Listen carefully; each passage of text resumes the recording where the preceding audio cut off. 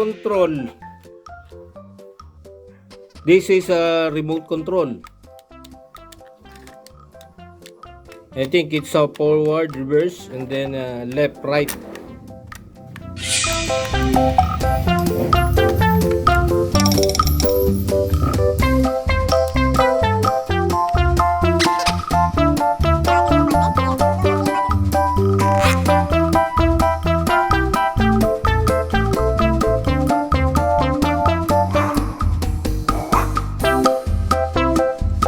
Okay.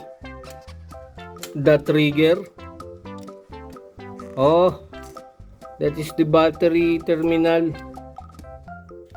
What is this? We have 4 push button and then resistor, then the coil, switch, LED, and we have at the back we have this I think this is Z Siloix. What is this? Siloix J6. What's this? Transistor, and then the capacitor, and then this is the antenna wire, HR8211T.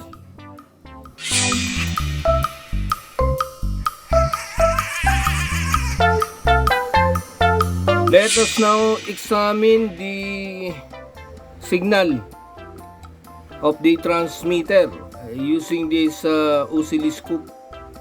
Since our carrier signal is 433 megahertz and our oscilloscope is only capable of having a bandwidth of 20 megahertz. So still we can see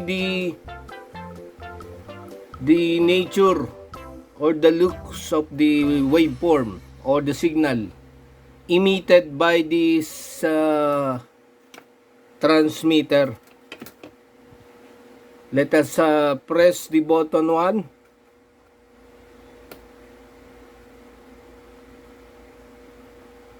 Snapshot. So this is the snapshot of the first button. As you can see here, we have the analog signal from the transmitter. And then with the same spacing of signal, there is a signal, no signal, signal. That is the way the transmitter was decoded, or how the transmitter works. This is the design of the transmitter. There is a waveform and no waveform. So the carrier is an analog signal. And then to the second button,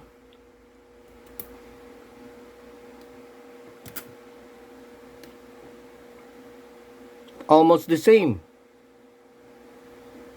And then the third.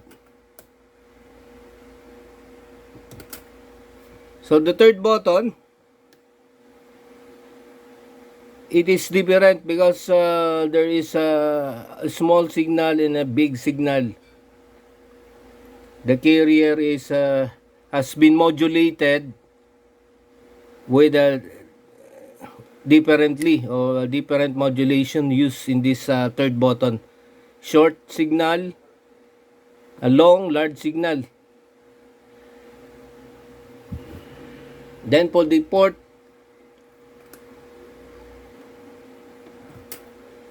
we have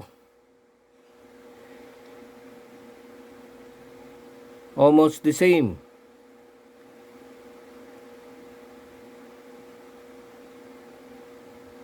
So in our examination, we can see now how the signal works. It has a different pattern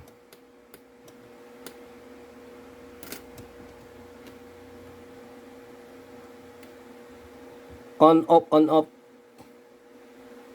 It has been modulated by a PWM or PW or pulse width modulated, because the signal is there is an on and off into the signal. I connected the oscilloscope to the antenna, the positive, and then the negative to the ground of the battery. Okay, and then we have this module for push button, so it has its own signal, because we are using an RC remote control. Should be forward, reverse, left and right for the RC. And then as you can see in the oscilloscope, we have this carrier frequency. So it could be in sort of I think it's 14 megahertz, but the module is 433 megahertz. It is capable of rendering 433 megahertz. I think the carrier frequency is 14 megahertz based on the oscilloscope. And then we have this PWM. This is the modulating frequency.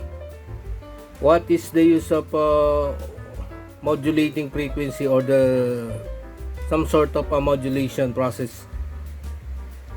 And you can see once we press the button, we have this output, a carrier with an on and off, on off. How does it, why does this how can why is it that we have this radio signal? Because of the modulation or the mixing of two frequency. If we have this carrier, once we modulate or mix the PWM, the signal will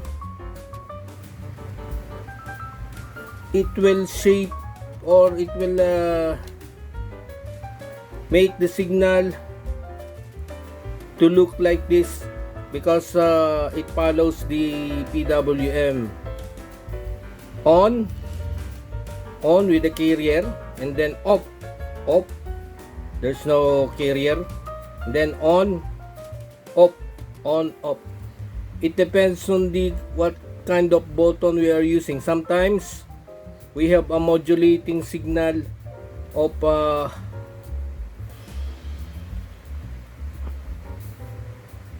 sometimes it looks like this, and then a short PWM. So when we're going to draw the radio signal of this, should be like this, and then off, then on, and then off, then on, off. So it depends on the button we are using. So modulation is the process of mixing two frequency, a modulating frequency, a PWM, that is responsible for shaping. So the purpose of modulation is shaping the wave.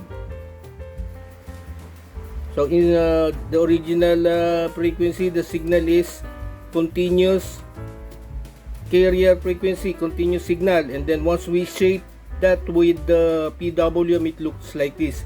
So when we have a long or have a high duty cycle for the PWM, we have so many carrier inside, and then no signal, and then again carrier signal, and then no signal. It depends on the button we press. So that is the process of modulation, modulating or shaping or varying the shape of the signal of the carrier frequency.